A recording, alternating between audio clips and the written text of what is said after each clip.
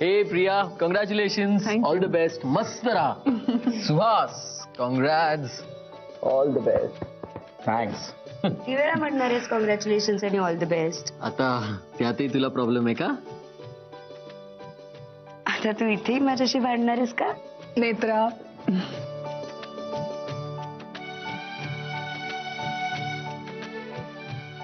जांभूर केलं होतं सगळ्या म्हाताऱ्यांनी. पण प्रिया, एक खरंच मनापासून सांगते, त्यांचं सगळं ऐकून जर तुझ्यात काही सुधारणा होणार असेल तर खरंच चांगली गोष्ट आहे ती.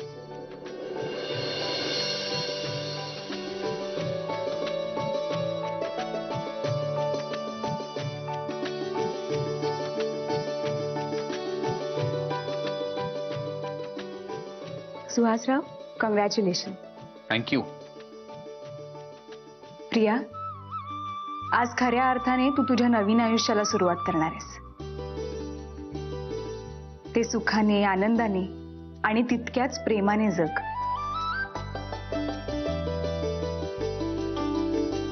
मंजुषा ताई, खरं तर हे सगळं फक्त तुमच्यामुळे होतंय. माझ्यामुळे काहीच झालं नाहीये प्रिया. मी फक्त एक निमित्त होते. हे सगळं त्या परमेश्वराने आधीच ठरवलं होतं.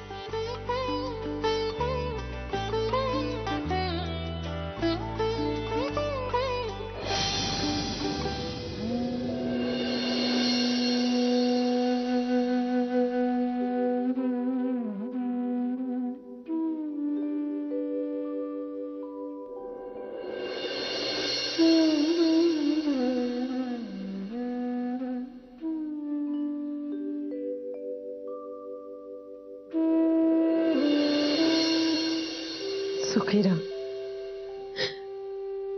ज्योतिवातीप्रमाणे संसार करा.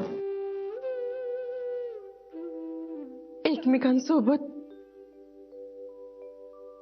आणि एकमेकांसाठी. आत्या, रडायला येणार म्हणून सगळ्यात लांब आणि शेवटी जाऊन उभी राहिलीस ना. एवढं कळतंय ना मग कशा पायी वाट बघते.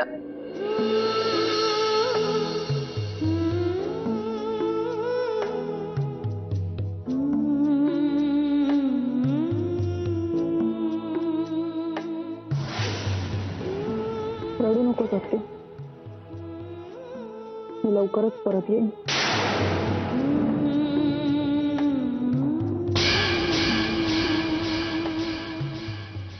तुला भेटायला. काळजी घे.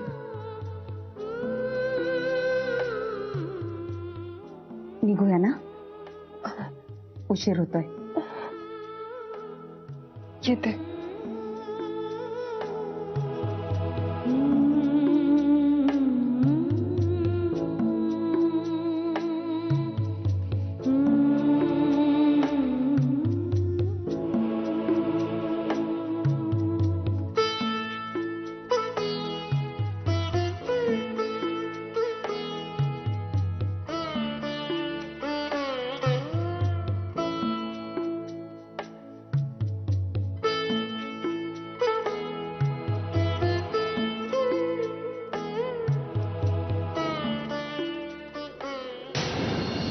आजी म्हणाल्या मला मी घेऊन येते शुभ्राला, पण म्हटलं नको, तुम्ही पण दमलात.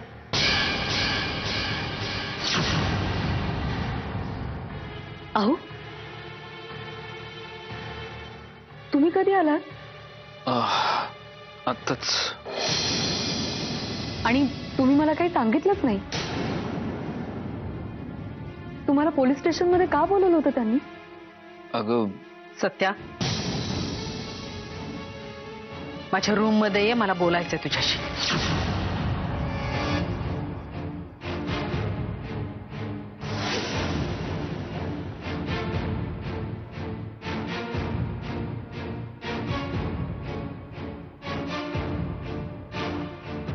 आलो.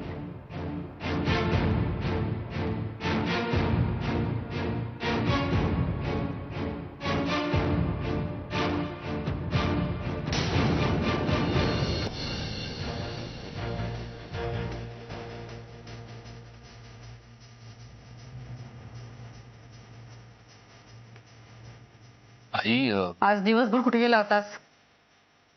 पुण्याला. मी मंजिरीला फोन करू? खोट आहे, मला माहिती आहे खोट आहे. नाही आई, अगं मी पुण्यालाच गेलो होतो. आई काय? का? माझ्या डोक्यावर हात ठेवून सांगायचं ना. आता इतक्या सहजपणे बोललास ना.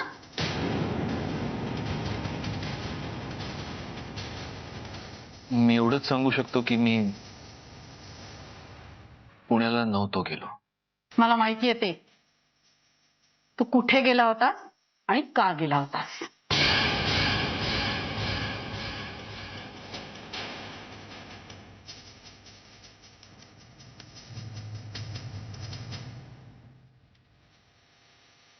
तुझं असं गप्प राहणं बरंच काही सांगून जाते सत्यजित. इतके दिवस मला वाटत होतं की अजाणतेपणे तुझ्या हातून एक चूक झाली जी तुला करायची नव्हती. त्या चुकांमध्ये वाटेकरी म्हणून मी आजपर्यंत प्रियाला दोष देत आले. पण आता मला कळतंय की खरा दोष तुझाच आहे फक्त.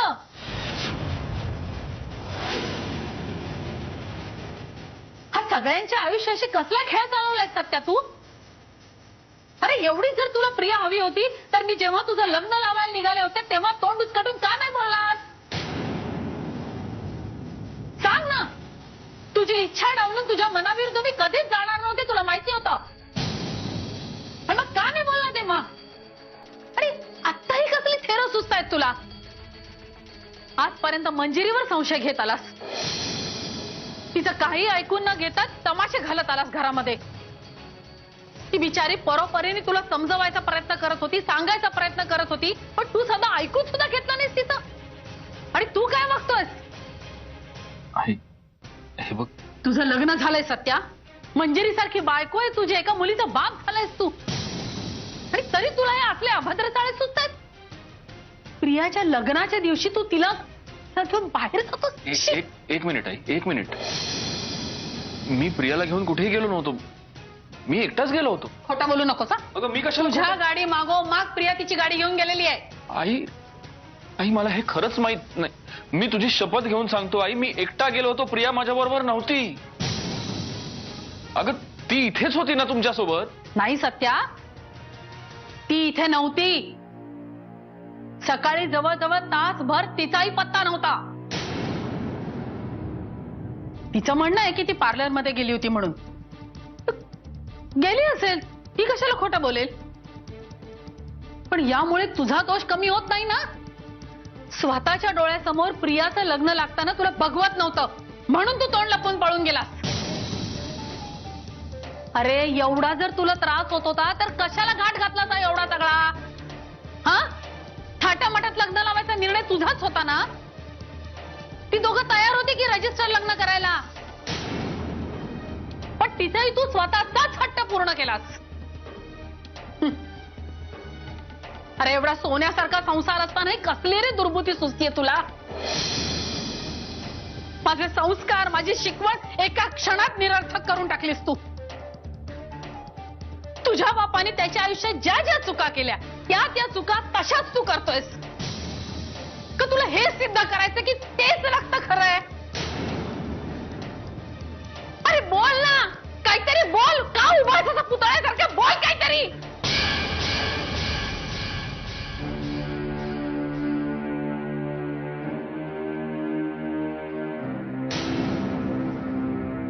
पुन्हा एकदा तुझ्या वागण्याने मला लाज आणलीस सत्य.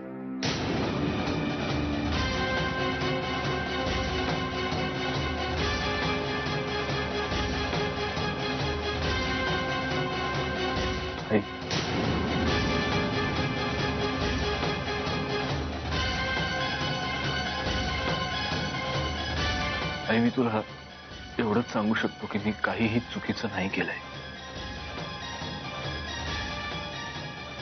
मी आज दिवसभर कुठे होतो, काय करत होतो, लग्नाला का आलो नव्हतो हे मी तुला नाही सांगू शकणार आज नाही. पण प्लीज स्वतःच्या संस्कारांवर अविश्वास दाखवू नको प्लीज.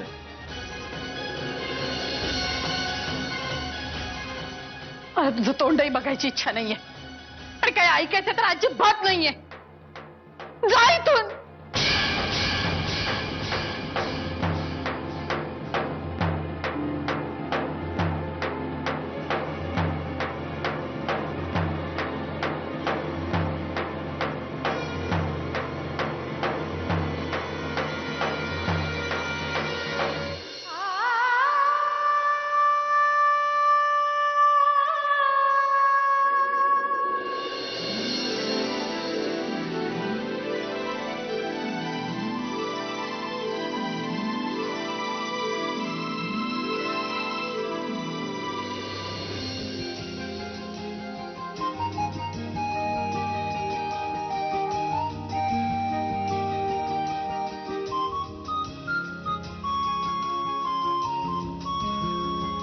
पहिल्या लग्नाची पहिली रात्र.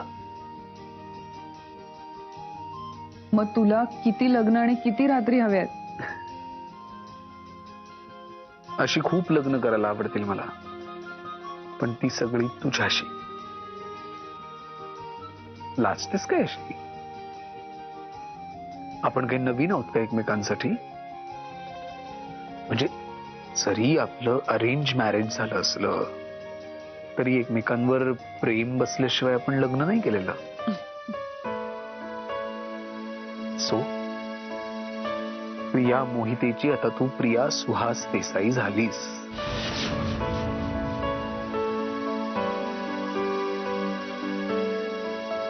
खरं म्हणजे आजचा दिवस कसा गेला कळलंच नाही ना. सकाळपासून ते लग्नाचे विधी, तो अंतरपाठ, ती सप्तपदी, सगळ्या गोष्टी मी माझ्या मनामध्ये अगदी साठवून ठेवल्या. आणि तशीच ही आजची रात्र मला तुझ्यासाठी अगदी स्पेशल करायची आहे.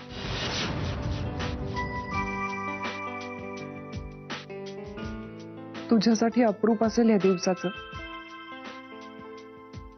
पण मला तर एक एक क्षण कधी संपतोय असं झालं होतं. म्हणजे स्पष्ट आहे, सत्यजितनी लग्नाला न येऊन किती मोठा डाव साधलाय हे तुझ्या लक्षात येत नाहीये? प्रिया, प्रिया कसला डाव? मला नंतर कळलं भाऊजींना पुण्यावरनं अर्जंटली फोन आला होता आणि म्हणून त्यांना जावं लागलं. आणि यावर तुझा विश्वास बसला? सुहास, मला कळतच नाही, तुला माहितीये सत्यजित कसा आहे, आणि तरीही त्यांनी दिलेल्या कारणांवर अजूनही तुझा विश्वास बसतो, याचं मला आश्चर्यच वाटतं. तुला नेमकं काय म्हणायचंय? मला फक्त एवढंच म्हणायचंय की माझं लग्न दुसऱ्या कोणाशी तरी होताना त्याला बघवलंच नसतं, म्हणून तो लग्नाला झाला नाही, आणि हेच खरं कारण आहे.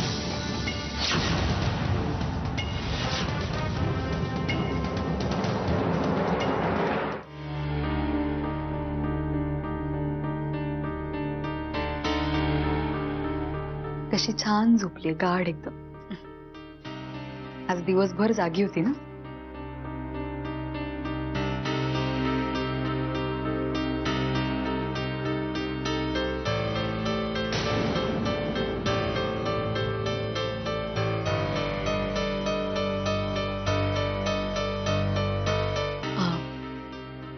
सॉरी, मी काही ऐकूनच घेतलं नाही तुमचा फोनवर. आपलंच सांगत बसले. I am sorry. It's okay.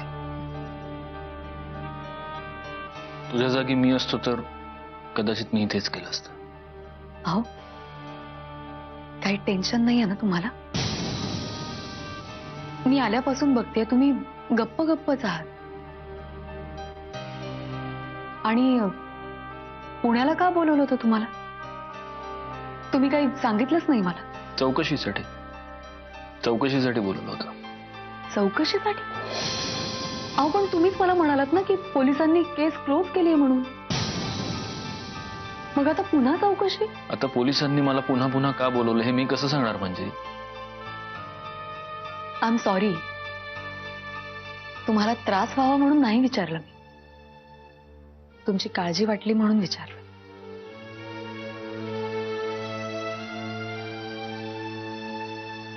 Sorry. ते आशिषचा मृत्यू झाला तिथे माझी गन सापडली होती ना पोलिसांना. त्या संदर्भातच प्रश्न विचारायचे होते त्यांना. पण मग तुम्ही सांगितलं नव्हतं का तेव्हा पोलिसांना? सांगितलं होतं, पण आता एक नवीन इन्व्हेस्टिगेटिंग ऑफिसर आले. ते मागच्या वेळी जे होते त्यांची बदली झाली, त्यामुळे पुन्हा बोलवलं. मग आता काही प्रॉब्लेम नाही होणार ना? नाही, काही नाही प्रॉब्लेम. काय मग ठीक आहे. मला खरंच खूप टेन्शन आलं होतं. टेन्शन घेण्यासारखं काही नाहीये. बरं आणखी एक आई काय म्हणाल्या तुम्हाला? मगाशी त्यांनी तुम्हाला रूम मध्ये बोलावून घेतलं ना? खूप चिडल्यात का तुमच्यावर? जराशी. तुम्ही काळजी नका करू. मला विश्वास आहे राग हळूहळू जाईल त्यांचा.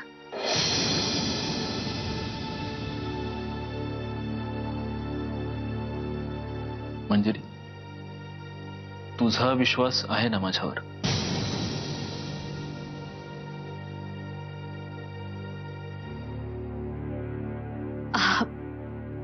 अहो काय तुम्ही? आहे.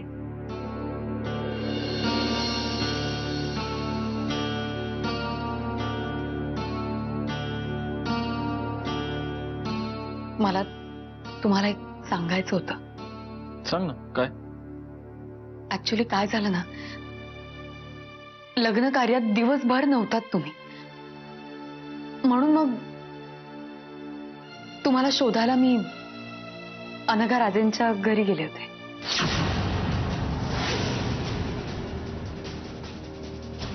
अनघाकडे का? अहो तुम्ही नव्हता तिथे, म्हणून मग मला वाटलं तुम्ही. तुला असं वाटलं की मी तिच्याकडे जाऊन बसलोय? हं?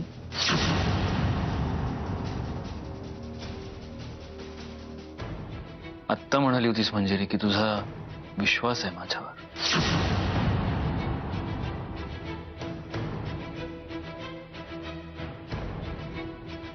अहो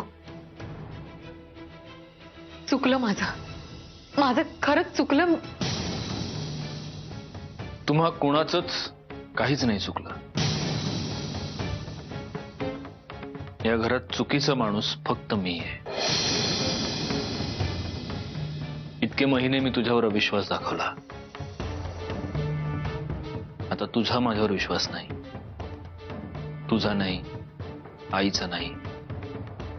अविश्वासाची कारणं वेगवेगळी आहेत, पण अविश्वास आहे. अहो नाही, खरंच तसं काहीच नाहीये. मी तुला दोष नाही देते मंजिरी. दोष असलाच तर तो माझा आहे, माझ्या नशिबाचा आहे. अहो तसं नाही. Good night.